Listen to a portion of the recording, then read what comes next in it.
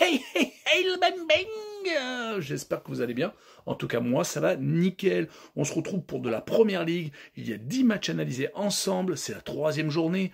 Avant d'attaquer tout ceci, n'hésitez surtout pas à aller dans ma bio. Il y a un lien. Vous cliquez dessus. C'est l'avis d'un autre collègue qui, bien entendu, comme moi, est passionné de foot.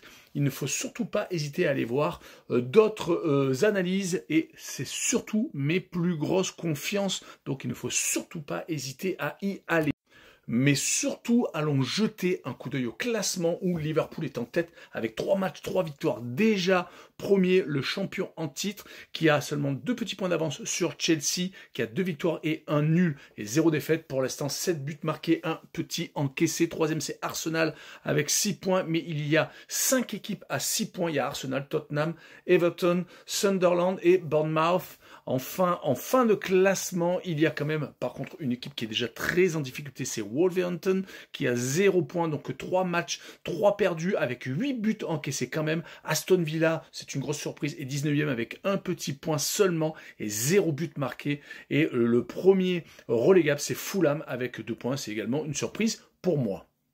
Allez, on commence l'analyse avec Arsenal contre Nottingham Forest, un beau choc en perspective. Arsenal avait commencé par 2 matchs, 2 victoires contre Leeds et contre Manchester United à Old Trafford. Donc très belle entrée en matière, mais malheureusement ils ont chuté à Anfield Road contre Liverpool. Ils vont essayer de se rattraper contre Nottingham Forest qui avait également très bien débuté avec une victoire contre Brentford, puis a fait un but partout à Crystal Palace pour finalement s'incliner à la maison contre West Ham, 3 buts à 0. Sur ce match-là, je verrai les Gunners marquer le plus de 1,5 buts sur le match et gagner 2 buts à 0. Et on continue avec Fulham contre Leeds United. Fulham étant très mal parti, ne gagnant qu'en League Cup sur les 4 premiers matchs officiels. C'était contre Bristol City, une équipe de Championship.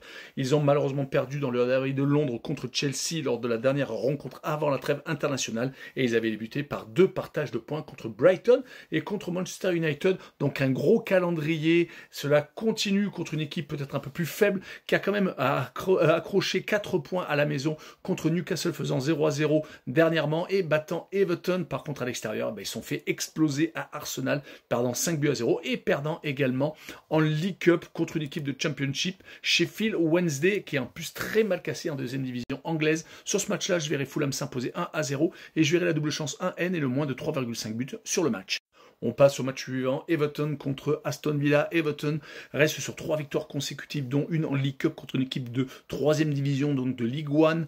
Mansfield, ils ont également réussi à s'imposer contre Brighton 2-0 et contre Wolverhampton, qui va être très mal en point toute la saison, je pense. Ils n'avaient perdu qu'une seule fois, c'était lors de leur entrée en lice à Leeds, mais ils vont jouer contre une équipe d'Aston Villa qui ne marque pas, qui est sur 3 matchs sans marquer, 2 défaites contre Brentford et Crystal Palace, donc surtout le 3-0 à la maison encaissé contre les Londoniens, c'est plutôt compliqué, et un 0-0 d'entrée de jeu contre Newcastle qui avait peut-être donné le ton sur ce match-là. Je verrai Everton continuer à enfoncer les Villains 1-0 car Everton a l'air d'être un peu plus en forme. Continuons avec une des équipes en forme du moment, c'est Crystal Palace contre Sunderland. Crystal Palace a déjà gagné le Community Shield contre Liverpool au penalty, puis dans la foulée. Ils ont joué déjà 5 rencontres car ils ont réussi à se qualifier après un barrage contre Fredrikstad, une équipe norvégienne en phase championnat de Ligue Europa Conférence, donc de la C4. En championnat, ils avaient commencé par un 0-0 à Chelsea, donnant le ton, puis ils ont été accrochés par Nottingham Forest à la maison pour finalement s'imposer 3-0 à Aston Villa.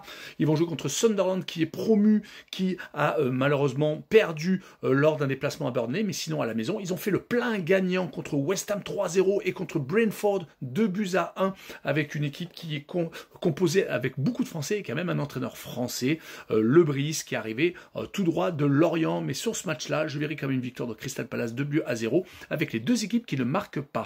Et on continue avec Bournemouth contre Brighton. Bournemouth avait été l'équipe sensation en début de saison dernière pour finalement rentrer dans le rang, mais quand même qui s'était sauvé assez facilement. Là, ils ont débuté par une défaite à Liverpool 4-2 alors qu'il y avait 2 buts partout à l'entame des 10 dernières minutes. Puis ils se sont rattrapés avec une victoire contre le Wolverhampton et surtout à Tottenham, ne prenant pas de but sur les 2 dernières rencontres.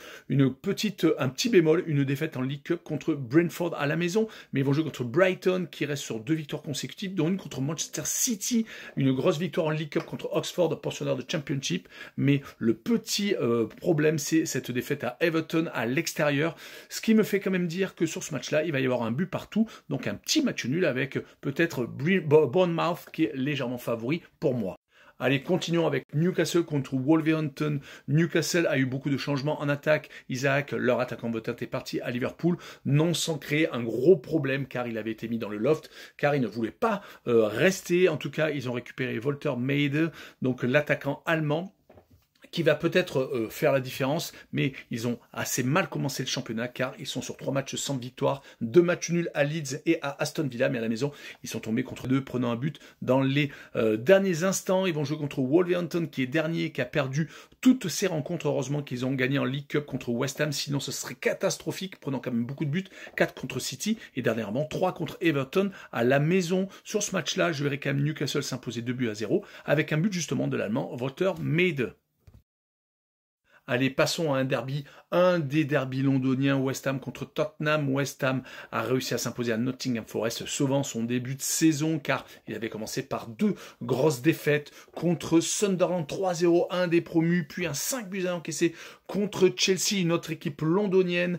Ils ont également été éliminés de League Cup, comme ça, ils vont pouvoir se concentrer sur peut-être le maintien, mais je les vois quand même aller plus haut. Ils vont espérer enchaîner contre Tottenham, qui de son côté a perdu contre le Paris Saint-Germain en Super Coupe d'Europe, ça on le sait, au penalty, puis avait commencé parfaitement contre Burnley et surtout à Manchester City, gagnant 2-0 dans le Citizen Park, et ils ont perdu par contre Bournemouth, créant un petit peu la surprise à la maison. Sur ce match-là, je verrai Tottenham s'imposer 2-1 en déplacement, car je les vois quand même légèrement supérieurs au Hammer.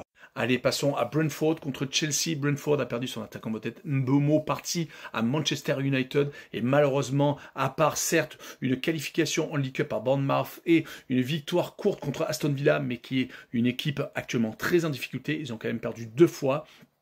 Contre Nottingham Forest et à Sunderland. Donc à l'extérieur, ils ont l'air d'être beaucoup moins forts que la saison dernière où ils faisaient énormément de coups. Ils étaient plutôt faibles à la maison et forts à l'extérieur. Ils vont jouer contre Chelsea qui est l'équipe en forme, qui est championne du monde des clubs quand même, qui a commencé par un 0-0 contre Crystal Palace en championnat, mais qui a enchaîné derrière avec un énorme succès à West Ham, 5-1 et une victoire contre Fulham qui est toujours compliqué à jouer 2-0. C'est pour cette raison que je verrai les Blues s'imposer 2-1 à Brentford et avec la double chance N2, on ne sait jamais, et le plus de 1,5 buts sur le match. Passons à l'avant-dernière rencontre, Burnley contre Liverpool. Burnley est promu et ils ont attaqué par un énorme revers à Tottenham 3-0.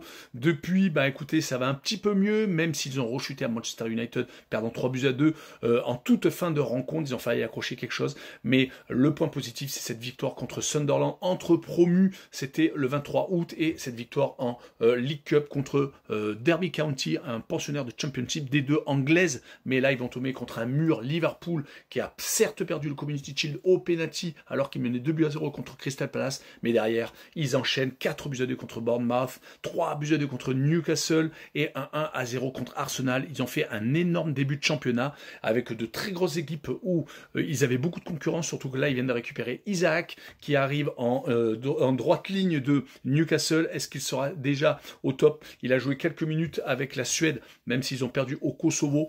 En tout cas, Liverpool va pour moi s'imposer 3-1 et je verrai le plus de 3 buts sur la rencontre.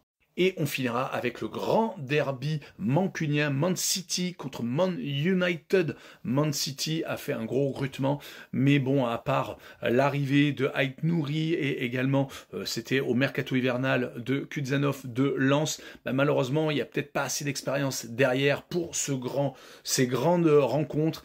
Cela s'est vu lors des 2 dernières rencontres car ils ont perdu quand même contre Brighton et surtout à la maison contre Tottenham. C'était une grosse surprise. Heureusement qu'ils avaient gagné à Wolverhampton, mais je pense qu'il y a beaucoup de monde qui va s'y imposer. Ils ont perdu Cherki qui était blessé, espérons qu'il va revenir rapidement, surtout qu'il y a la Ligue des Champions qui va bientôt attaquer. Ils vont jouer contre une équipe de Manchester United qui n'est pas beaucoup mieux, même s'ils viennent de gagner contre Burnley, enfin, lors d'un match très compliqué, gagné sur la sirène, et ils avaient été éliminés surtout par une équipe de 4e division League Cup, Grimsby, au penalty, concédant 2 buts, perdant même 2-0 à une époque, revenant à 2 buts partout, mais cela n'a pas suffi. Ils ont également perdu contre les Gunners d'entrée de jeu de championnat et fait un but partout à Fulham sur ce match-là. Je verrai une victoire 2-1 de Man City, mais je verrai les deux équipes qui marquent car je pense que ça va être, espérons-le, un match échevelé car ça peut être très bien une grosse daube. Mais bon, espérons qu'il y aura des buts. Tchou les bang bang!